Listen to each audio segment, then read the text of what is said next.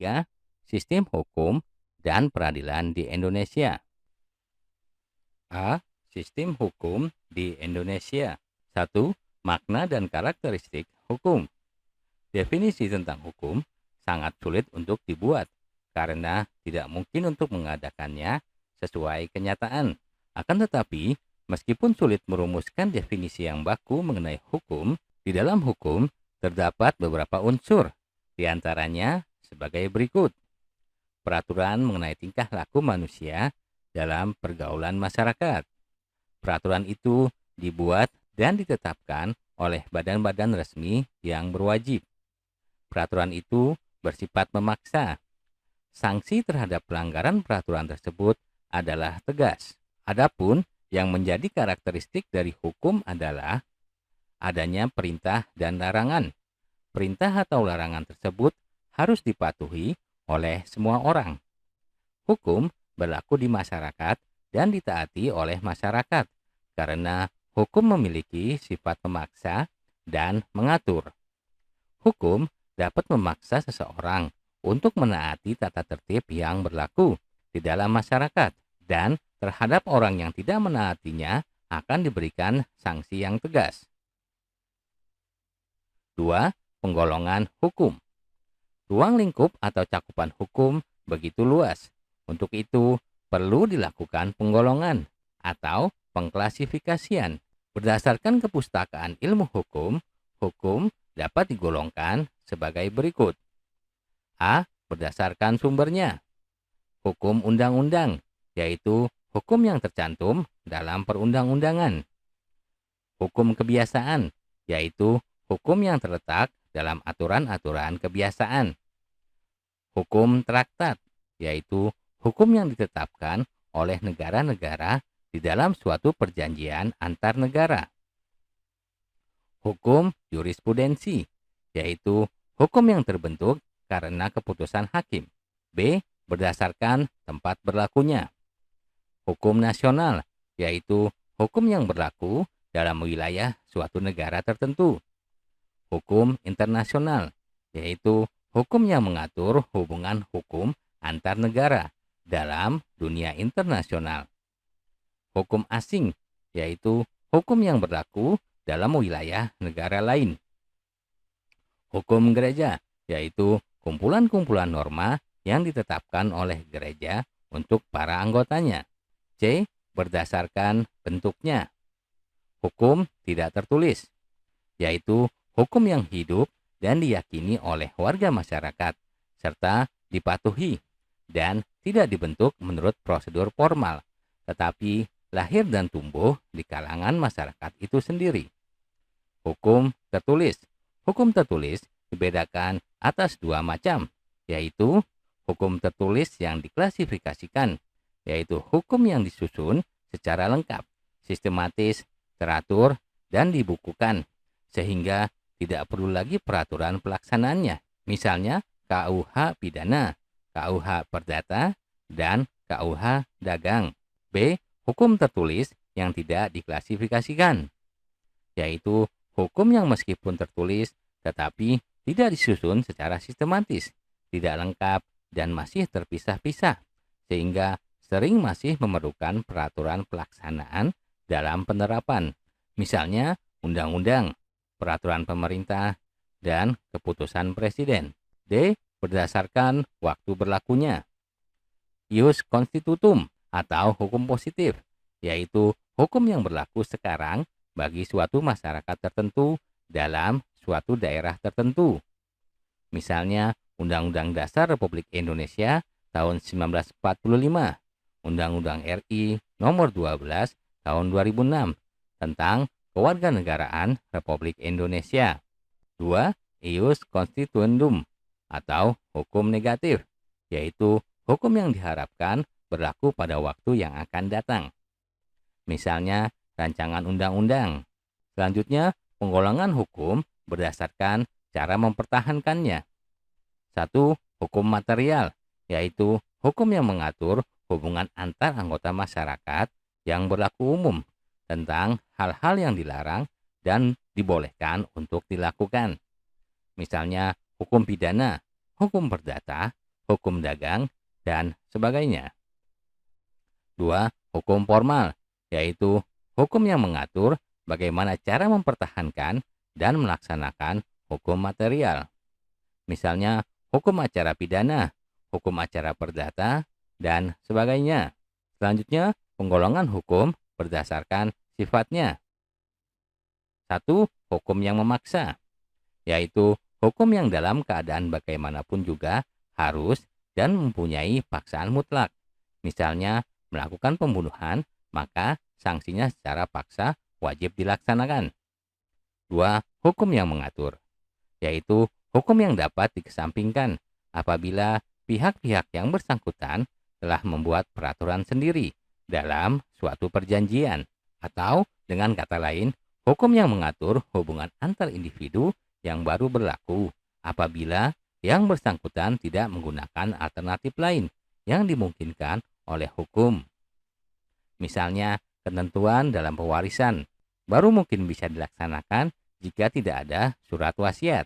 Kemudian, penggolongan hukum berdasarkan wujudnya. 1. Hukum objektif, yaitu hukum yang mengatur hubungan antara dua orang atau lebih yang berlaku umum. Dengan kata lain, hukum dalam suatu negara yang berlaku umum dan tidak mengenai orang atau golongan tertentu. 2. Hukum subjektif, yaitu hukum yang timbul dari hukum objektif dan berlaku terhadap seseorang atau lebih. Hukum subjektif sering juga disebut hak. Kemudian, penggolongan hukum berdasarkan isinya. 1. Hukum publik, yaitu hukum yang mengatur hubungan antara negara dengan individu, menyangkut kepentingan umum. Hukum publik terbagi atas hukum pidana, yaitu mengatur tentang pelanggaran dan kejahatan, memuat larangan dan sanksi. Hukum tata negara, yaitu mengatur hubungan antara negara dengan bagian-bagiannya. Hukum tata usaha negara, yaitu mengatur tugas kewajiban pejabat negara. Hukum internasional, mengatur hubungan antar negara, seperti hukum perjanjian internasional, hukum perang internasional, dan sebagainya. 2. Hukum privat atau sivil, yaitu hukum yang mengatur hubungan antara individu satu dengan individu lain, termasuk negara sebagai pribadi. Hukum privat terbagi atas hukum perdata, yaitu hukum yang mengatur hubungan antar individu secara umum. Contoh, hukum keluarga, hukum kekayaan, hukum waris, hukum perjanjian, dan hukum perkawinan. B. Hukum perniagaan, hukum yang mengatur hubungan antar individu dalam perdagangan. Contohnya, hukum tentang jual beli, hutang piutang, pendirian perusahaan dagang, dan sebagainya. 3. Tujuan hukum. Tujuan ditetapkannya hukum bagi suatu negara adalah untuk menegakkan kebenaran dan keadilan, mencegah tindakan yang sewenang-wenang, melindungi hak asasi manusia, serta menciptakan suasana yang tertib, tentram, aman, dan damai. Dengan adanya suasana aman dan tentram serta tertib di kalangan umat manusia, maka segala kepentingan manusia dapat dilindungi oleh hukum dari tindakan yang merugikan, mengingat kepentingan manusia seringkali saling berbenturan. Untuk itulah, negara mempunyai tugas menjaga tata tertib masyarakat dan berkewajiban melindungi segenap bangsa dan seluruh tanah air Indonesia. Negara juga mempunyai wewenang menegakkan hukum dan memberi sanksi hukum kepada yang melanggarnya. 4. Tata hukum Indonesia. Tata hukum merupakan hukum positif atau hukum yang berlaku di suatu negara pada saat sekarang. Tata hukum bertujuan untuk mempertahankan, memelihara, dan melaksanakan tertib hukum bagi masyarakat suatu negara, sehingga dapat dicapai ketertiban di negara tersebut. Tata hukum Indonesia merupakan keseluruhan peraturan hukum yang diciptakan oleh negara dan berlaku bagi seluruh masyarakat Indonesia yang berpedoman pada UUD 1945. Pelaksanaan tata hukum tersebut dapat dipaksakan oleh alat-alat negara yang diberi kekuasaan. tata hukum Indonesia ditetapkan oleh masyarakat hukum Indonesia. Oleh karena itu, tata hukum Indonesia baru ada ketika negara Indonesia diproklamirkan pada tanggal 17 Agustus 1945. Bagian B mencermati sistem peradilan di Indonesia. 1. Makna lembaga peradilan.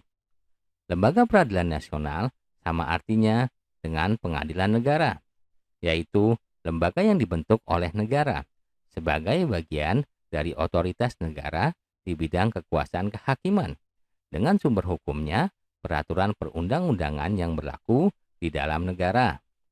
Pengadilan secara umum mempunyai tugas untuk mengadili perkara menurut hukum dengan tidak membeda-bedakan orang. Pengadilan tidak boleh menolak untuk memeriksa, mengadili, dan memutus suatu perkara yang diajukan dengan dalih bahwa hukum tidak ada atau kurang. Pengadilan wajib memeriksa dan mengadili setiap perkara peradilan yang masuk. 2. Dasar hukum lembaga peradilan. Peraturan perundang-undangan menjadi pedoman bagi lembaga-lembaga peradilan dalam melaksanakan tugas dan wewenangnya sebagai lembaga yang melaksanakan kekuasaan kehakiman secara bebas tanpa ada intervensi atau campur tangan dari siapapun. Adapun yang menjadi dasar hukum terbentuknya lembaga-lembaga peradilan nasional sebagai berikut. Pancasila, terutama sila kelima, yaitu keadilan sosial bagi seluruh rakyat Indonesia. Undang-Undang Dasar Negara Republik Indonesia tahun 1945, Bab 9, Pasal 24, Ayat 2 dan 3. Undang-Undang RI Nomor 3 tahun 1997 tentang Pengadilan Anak. Undang-Undang RI Nomor 31 tahun 1997 tentang Peradilan Militer. Undang-Undang RI Nomor 26 tahun 2000 tentang Pengadilan HAM. Undang-Undang RI Nomor 14 tahun 2002 tentang Pengadilan Pajak. Undang-Undang RI Nomor 24 tahun 2003 tentang Mahkamah Konstitusi. Undang-Undang RI Nomor 5 tahun 2004 tentang perubahan atas Undang-Undang Nomor 14 tahun 1985 tentang Mahkamah Agung. Undang-Undang RI Nomor 8 tahun 2004 tentang perubahan atas Undang-Undang Nomor 2 tahun 1986 tentang Peradilan Umum. Undang-Undang RI Nomor 9 tahun 2004 tentang perubahan atas Undang-Undang Nomor 7 tahun 1986 tentang Peradilan Tata Usaha Negara. Undang-Undang RI Nomor 3 tahun 2006 tentang perubahan atas Undang-Undang Nomor 5 tahun 1989 tentang Peradilan Agama. Undang-Undang RI Nomor 3 tahun 2009 tentang perubahan kedua atas Undang-Undang Nomor 14 tahun 1985 tentang Mahkamah Agung. Undang-Undang RI Nomor 46 tahun 2009 tentang Pengadilan Tindak Pidana Korupsi. Undang-Undang RI Nomor 48 tahun 2009 tentang Kekuasaan Kehakiman. Undang-Undang RI Nomor 49 tahun 2009 tentang perubahan kedua atas Undang-Undang Nomor 2 tahun 1986 tentang Peradilan Umum. Undang-Undang RI Nomor 50 tahun 2009 tentang perubahan kedua atas Undang-Undang Nomor 5 tahun 1989 tentang Peradilan Agama. Undang-Undang RI Nomor 51 tahun 2009 tentang perubahan kedua atas Undang-Undang Nomor 7 tahun 1986 tentang Peradilan Tata Usaha Negara. Undang-Undang RI Nomor 8 tahun 2011 tentang perubahan atas Undang-Undang Nomor 24 tahun 2003 tentang Mahkamah Konstitusi.